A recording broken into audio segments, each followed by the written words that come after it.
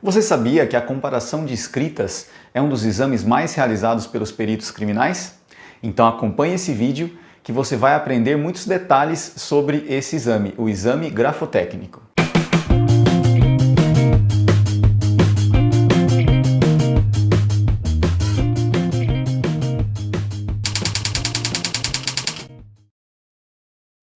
A perícia grafotécnica é o exame feito com o objetivo de se verificar a autenticidade ou a autoria de escritas. Esse exame segue o princípio da individualidade gráfica, ou seja, que cada pessoa tem uma forma própria, individual de escrever. E através da forma da escrita, da letra, a gente consegue identificar quem foi o autor daquele texto. E esse princípio é especialmente útil em casos de investigações de crimes como estelionato ou falsidade documental. O exame ele é feito comparando-se um material questionado com o material padrão fornecido pelo indivíduo.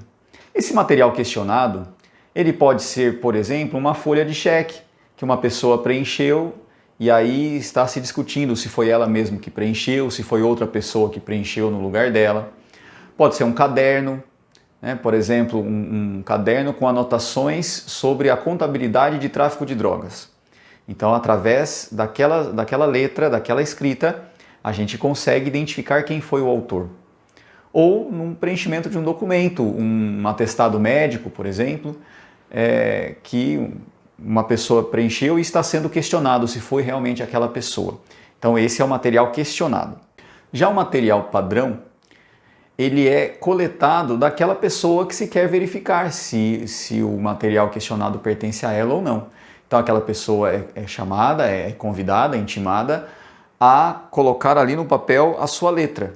Então ela vai receber ali um ditado, de preferência com as palavras que estão no material questionado, e ela precisa reproduzir ali na frente do delegado, do escrivão de polícia, as palavras que estão sendo ditadas a ela.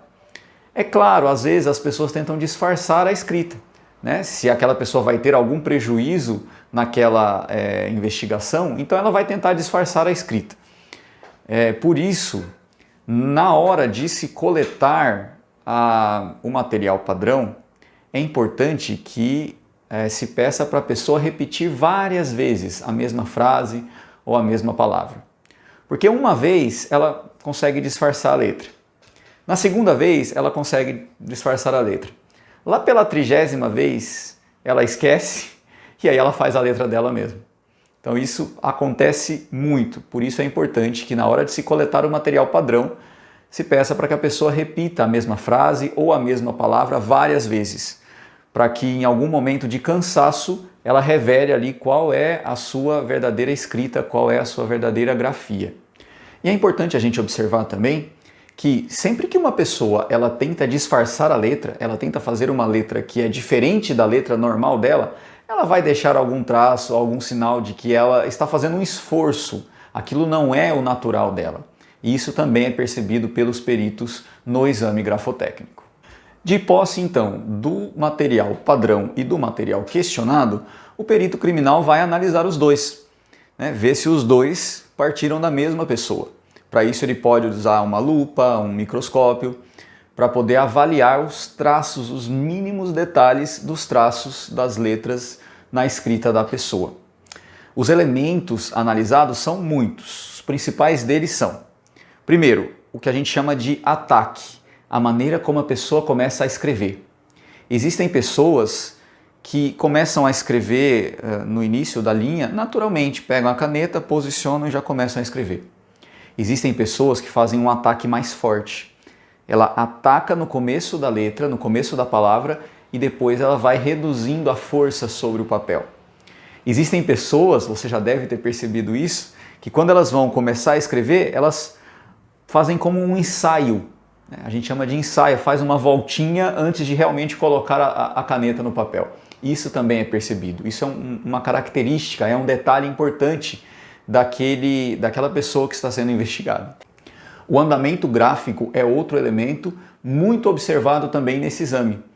O andamento é o tempo, basicamente, o tempo em que a pessoa permanece com a caneta no papel.